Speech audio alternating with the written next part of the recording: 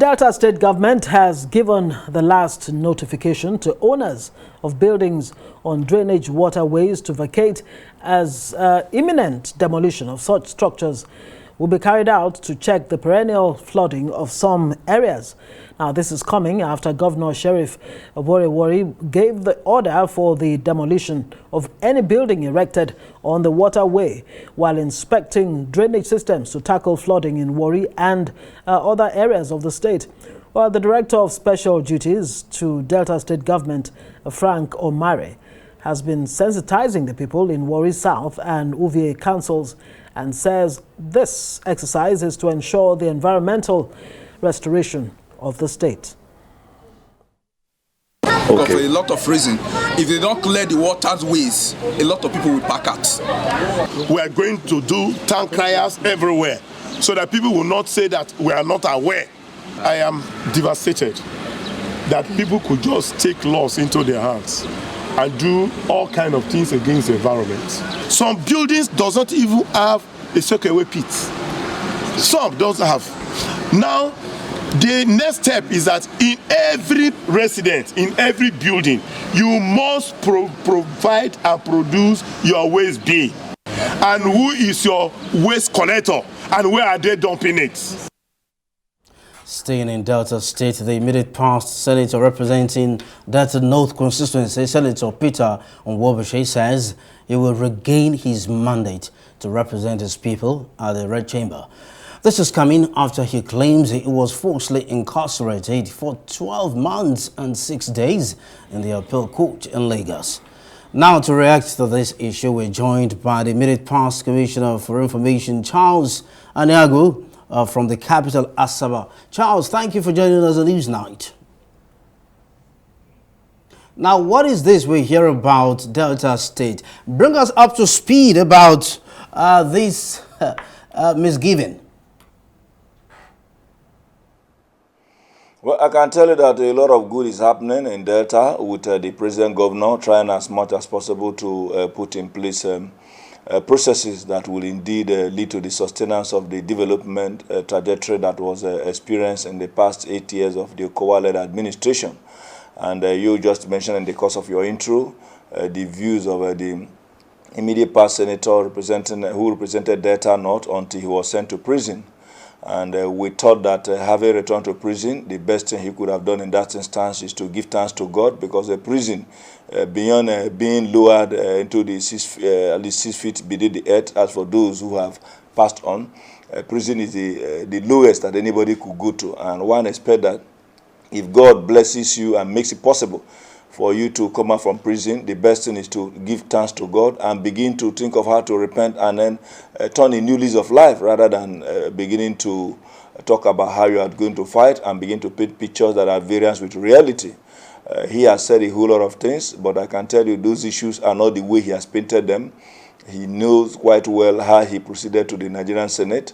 It was more or less on what I could call the scholarship of Governor Okowa, who assisted him and pleaded with the people of Delta North, bearing in mind that Senator Okowa was the one who represented Delta North between 2011 and 2015. And as he was proceeding to contest for the position of governor, it became obvious that somebody else needed to vie for that position.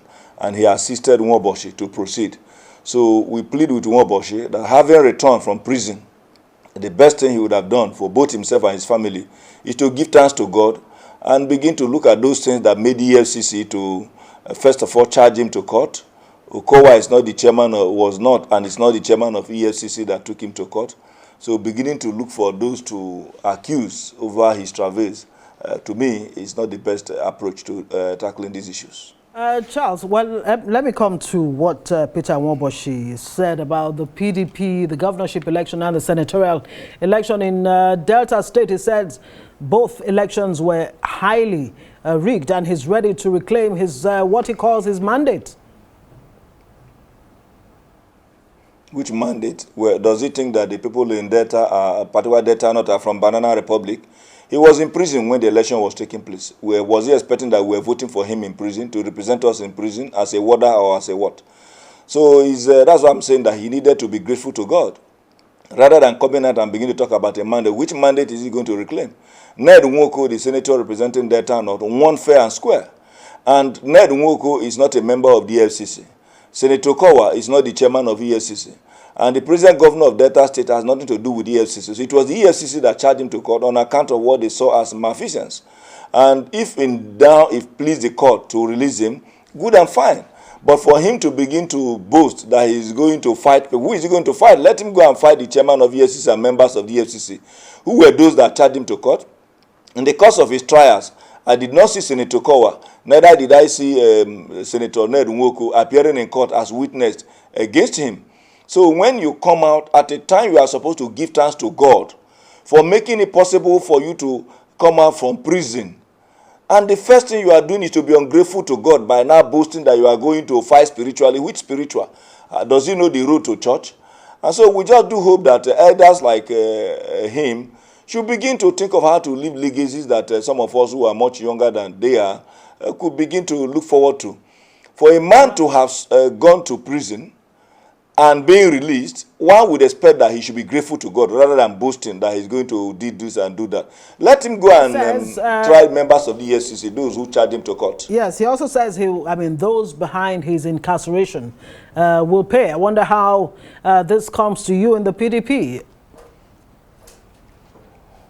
My dear sister Ngozi, Nwaoboshi was not kidnapped. He was charged to court. It was a judge who passed judgment, having examined the issues brought forward by the EFCC.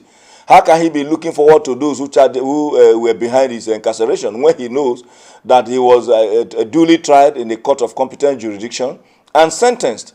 So what does he mean to you that somebody is more or less a wild goose chase? It's a different thing if he was kidnapped. And in which case, by the time he is brought out of the kidnappers, then you can begin to look for those who kidnapped him. He was not kidnapped.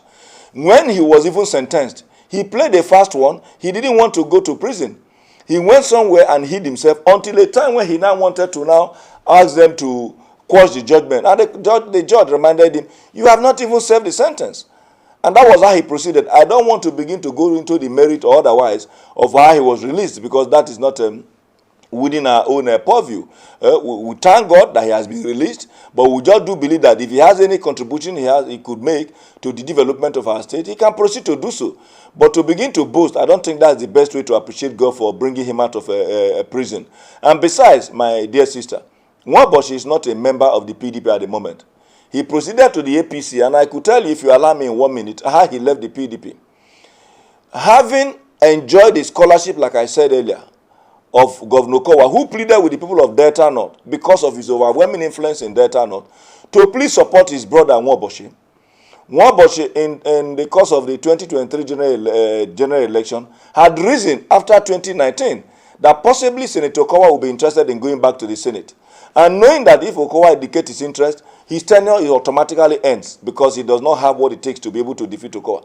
Automatically came up with a phantom fight and quarrel.